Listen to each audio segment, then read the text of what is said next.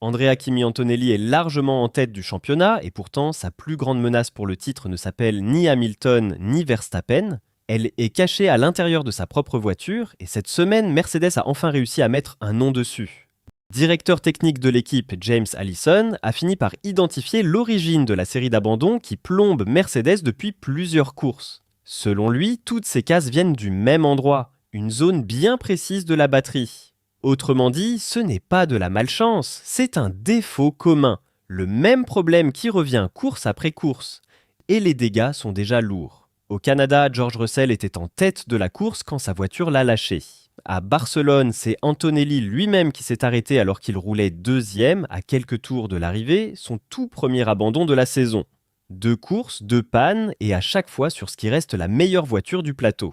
C'est là que ça devient vraiment dangereux pour le titre. Parce qu'en 2026, le règlement est devenu très strict sur ce point. Chaque pilote n'a droit qu'à 3 batteries pour toute la saison. Une fois ce quota dépassé, c'est la sanction automatique. Or, Antonelli et Russell en sont déjà à leur deuxième. Il ne leur en reste donc qu'une seule en réserve. Et si jamais il fallait en monter une quatrième, ce serait 10 places de pénalité sur la grille, en pleine bataille pour le championnat. Et le pire, c'est que le problème ne s'arrête pas à Mercedes.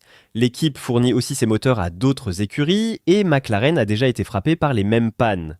C'est donc toute une partie de la grille qui retient son souffle à chaque tour de roue. Du côté de Mercedes, on ne reste pas les bras croisés.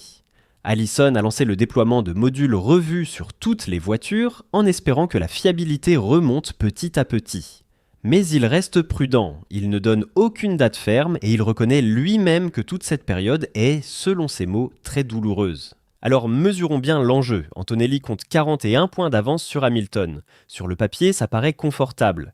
Sauf qu'une seule pénalité de 10 places, tombée au mauvais moment, peut faire fondre cette avance d'un seul coup.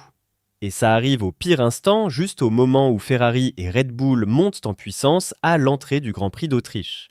Mon avis, et je le répète depuis des semaines, la menace numéro 1 pour le titre d'Antonelli, ce n'est ni Hamilton ni Verstappen, c'est sa propre fiabilité.